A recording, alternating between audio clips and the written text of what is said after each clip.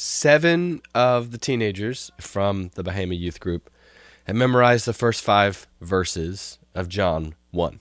So this week, if you haven't memorized those first 5 verses, spend some time in the Word, work your way through those first 5 verses, and memorize them. If you want a resource, you can use, I put those verses to music. Maybe that's your thing.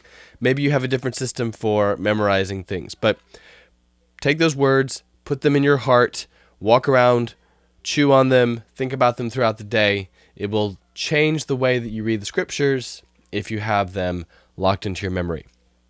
Okay, so for this week, we are going to have our last discussion this coming Wednesday. We're going to have our last discussion on John chapter 1. And then the following week in December, I can't remember the date off the top of my head. The following Wednesday, we'll have a youth Christmas party, bring a gift for the White Elephant Exchange. We'll play some games. We'll have a good time. And then we'll take a little bit of time off for Christmas, and then we'll be back in January. So, pre-reading. Here's what I would encourage you to do. Between now and next Wednesday, I would challenge you to read all of John chapter 1. Read the whole thing.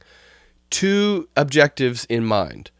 First objective, we don't just read the scriptures to gain knowledge. We read the scriptures so that we can know the living God. So I would read all the way through it. At this point, it's really familiar. So read through it slowly, verse by verse, attempting to meet with the Lord. Like, ask him, what does this mean? What are you telling me?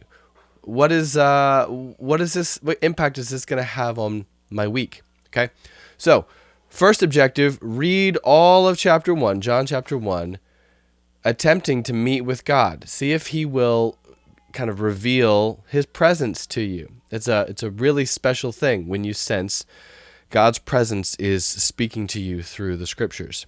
Second objective: read through, looking for the big themes of Scripture. So a few of you were here during the summer when we looked at the big themes of Scripture. Genesis 1, we get the big theme of creation. God is creating and stirring up and planting and taking all of the chaos of the cosmos and bringing order. So creation.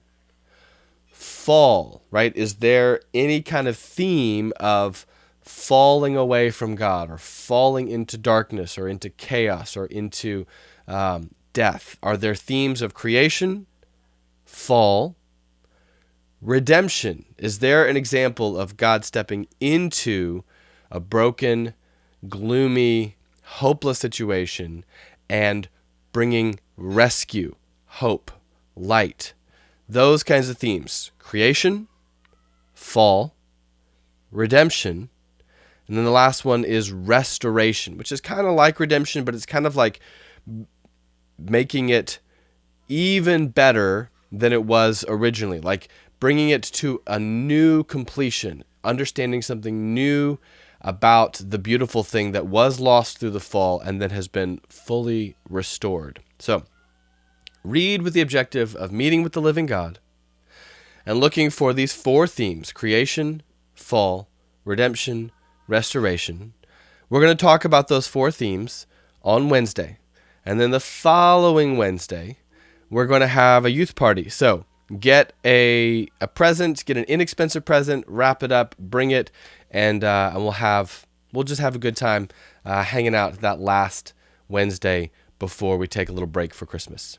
All right, one last thing. If you memorize the first 5 verses of John, then I'll give you one of these journaling notebooks. And this is a great way to start writing in the scriptures. I have some of these that are sort of this deep black, and then I also have some that are a royal purple with gold embossing. And some of you did it. 7 of you did it. Some of you haven't, but I know you're working on it. We're going to start working on the next batch of verses. So the first 5, if you haven't done those, do them. If you have, then work on the next batch. I think the next batch would be verse 6 through 13. 6 through 13.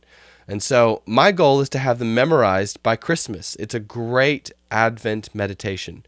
I think you will find it is great for you as well.